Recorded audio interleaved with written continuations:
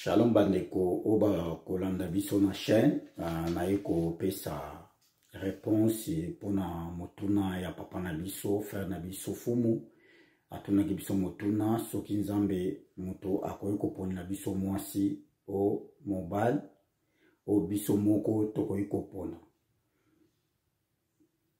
Oui, frère nanga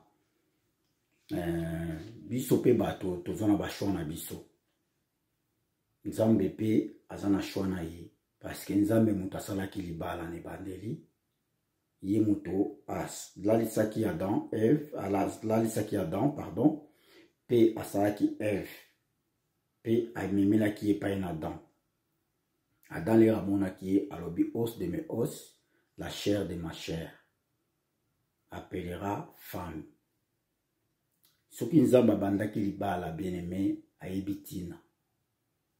Bongo biso bato nzambe akeli biso na mokili parce que biso nzambe mutakelaki biso. Magia pesi biso bokonzi nyonso ya kosala ba choix nyonso na biso tolingi na se ya moi oyo bien-aimé mais tobosa na part na nzambe te. Na nyonso biso tokosala toluka nzambe. Na ba oyo bayebi nzambe te bakoluka nzambe te, oui, bien sûr, bakosala ba choix na bango.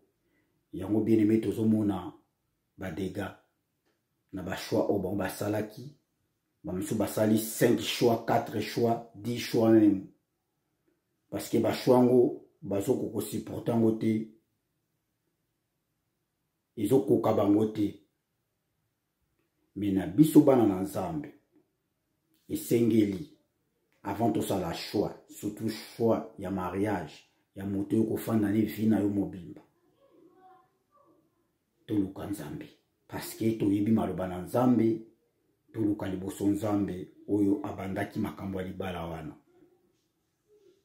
Ngana kosa la choix, yo kosa la choix na yo, omoni moto asepelisi yo.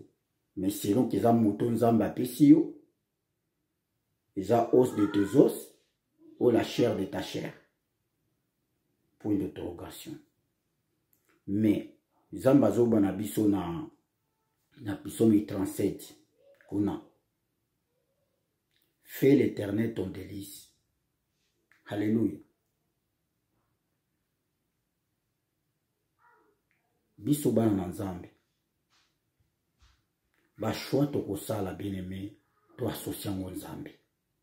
Po tozo ba résultat ya malamu. To tomber na ba piège ya diable te, to tomber na berère na biso batu te, yango to associer nzambe. C'est vraiment important ya ko associer nzambe na ba choix na biso na ba processus to kokota ya libala bien-aimé na moto linko s'engager na yi. Parce que to bala kaka mbala moko na vie, to bala ka 2 fois 3 fois te. Leo to komona 3 fois 4 fois 5 fois parce que ba choix ezalaki mabe. Pe nzambe azalaki te na ba choix wana. Yango po nzambe akota na choix na yo kosala associer nzambe. Associer nzambe. Po nzambe apesa yo muto malamu oyo kofanda na ye bien-aimé. Même muto na zana ba défaut oko supporter ye ndenge Adam supportaki Eve. Parce que Eve a kochaki lisumu, mais Adam boyaki ete a supportaki ye bien-aimé. Alingaki ye kaka magi ba défaut na ye. Parce que zaki choix ya nzambe. Yango azwaki engagement wana au sérieux. Yango so lingo engagement au sérieux na mutu songolo bien-aimé. Choix wana associé ngo nzambe. Parce que okoyeba ko comprendre muto nazana ye izaki ngai te choix na nga kaka te mais choix nzambe oko supporter ye oko aider ye bokene liboso bien-aimé.